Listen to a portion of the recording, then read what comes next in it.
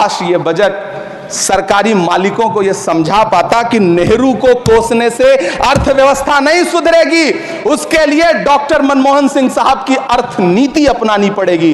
पिछले 11 साल से नेहरू जी को कोस रहे हैं, आखिर कब तक कोसिएगा? थोड़ा पंडित नेहरू जी के बारे में पढ़िए, तब पता चले कि पंडित नेहरू की शख्सियत का नाम है दुनिया। मैं प्रधानमंत्री जी से कहना चाहता हूं कि आप ही ने 1 मार्च 2018 को किंग अब्दुल्ला को, जॉर्डन के किंग अब्दुल्ला को मेहमान बना करके इसी दिल्ली में एक कॉन्फ्रेंस में कहा था कि मैं मुसलमानों के एक हाथ में कंप्यूटर और दूसरे हाथ में कुरान देना चाहता हूं। कंप्यूटर देने की बात तो छोड़िए, पढ़ाई के लिए जो स्कॉलरशिप मिल रही थी उसको भी छीन लिया आपने।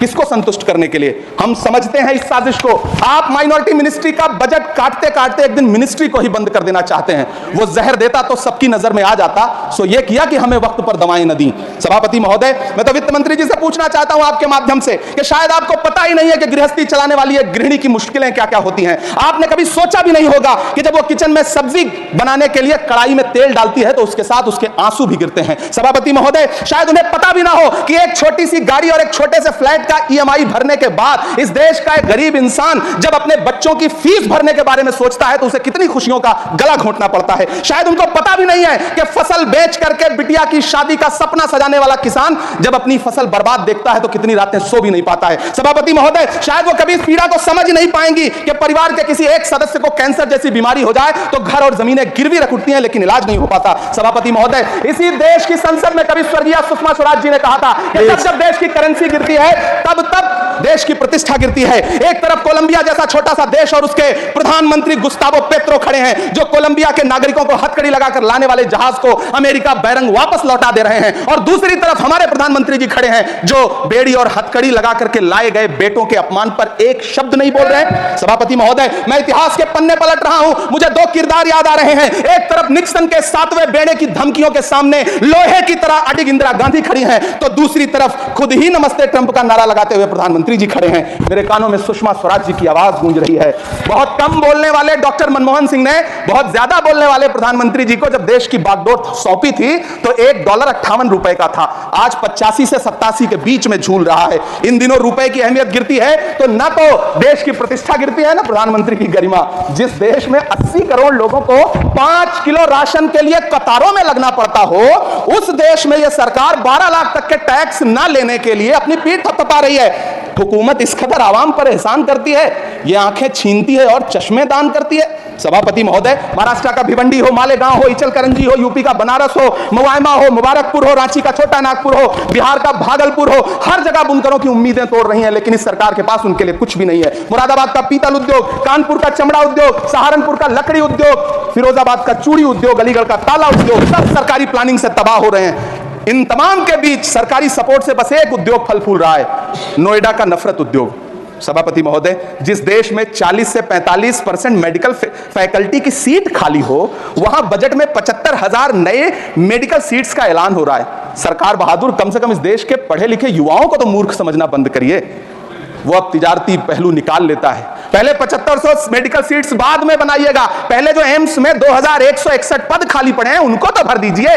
वो अब तिजारती पहलू निकाल लेता है। मैं कुछ कहूं तो तराजू निकाल लेता है। मैं इसलिए भी तेरे फन की कदर करता हूं तो झूठ बोल के आंसू निकाल लेता है। सभापति महोदय, फिर झूठ आया है, मैं उसे मिथ्या कर दे रहा हूं। शायरी में बार बार आ जाता है, क्या करूं महोदय? काश ये बजट, सभापति महोदय, वो एक शब्द मैं मिथ्या कर दे रहा हूं सर, वो एक शब्द को हटा दीजिए। ध्यान रखें, ऐसे जो भी शब्द होंगे आपके वहां। सभापति महोदय, काश ये बजट बीपीएससी के पेपर लीक की शिकायत करने वाले नौजवानों पर बरसती हुई पुलिस के लाठियों पे, जख्मों पर मरहम लगा पाता।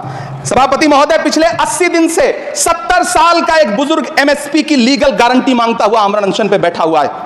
काश ये बजट किसान नेता जगजीत डल्लेवाल की टूटती हुई सांसों की पीड़ा सुन पाता। काश ये बजट प्रतियोगी परीक्षाओं की तैयारी के लिए दिल्ली, कोटा, पटना, अहमदाबाद जैसे शहरों में, इलाहाबाद जैसे शहरों में किताबों के साथ गल रहे युवाओं के सपनों को जिंदगी दे पाता। काश ये बजट वंदे भारत के सुनहरे विजुअल के बजाय देश की गरीब जनता को कुछ और पैसेंजर ट्रेनें दे पाता। काश ये बजट सीनियर सिटीजन को ट्रेन टिकटों में मिलने वाली रियायतें वापस लौटा पाता जिनको सरकार ने कोविड के नाम पे छीन लिया था। काश ये बजट किसानों की राह में कीले नहीं बल्कि कालीन बिछाने वाला बन पाता।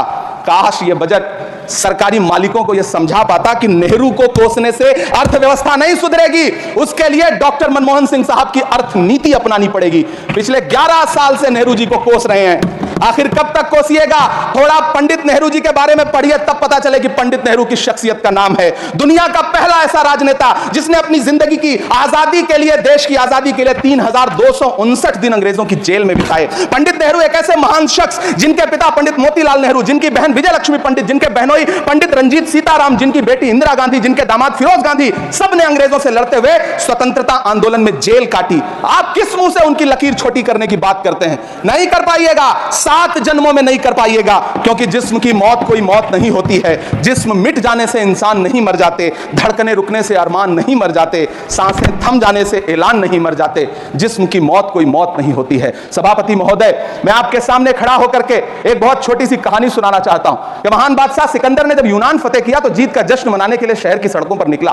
तो उसने देखा कि पूरा शहर तो जश्न मना रहा है, एक फकीर सड़क के किनारे चादर तान के सो रहा है। सिकंदर को गुस्सा आया, घोड़े से उतरा, उस फकीर के पास गया और उसे सोता देख करके उसे जोर की एक लात मारी और लात मार के कहा कि क्यों रे फकीर, मैंने यूनान फतेह कर लिया, लोग जश्न मना रहे हैं और तू सो रहा है। उस फकीर ने उन्हीं आंखों से सिकंदर को देखा और देख करके कहा कि शहर जीतना बादशाहों का काम है, लेकिन लात मारना तो गधे का काम है। सभापति महोदय, गरीब जनता को लात मारना बंद करिए। यह अमीरों के लिए बनाया गया बजट है, यह निराशाजनक बजट है। हम अमृतकाल सुनते आ रहे थे, यह अमृतकाल इतनी जल्दी समाप्त हो गया कि अब अमृतकाल का कोई नाम तक नहीं लेना चाहता है। इसलिए मैं इस सदन में खड़ा होकर के देश की वित्त मंत्री महोदया से कहना चाहता हूं कि आपने अल्पसंख्यकों के बजट में जो कटौती की है उसको बहाल करिए। आपने मनरेगा को जो स्थिर रखा है उसका घाटा 9754 करोड़ है, कम से कम उतना बढ़ा करके फिर से उसे बहाल करिए। नौजवानों के लिए रोजगार दीजिए, किसानों को एमएसपी की लीगल गारंटी दीजिए। यही मैं आपसे अपील कर रहा हूं।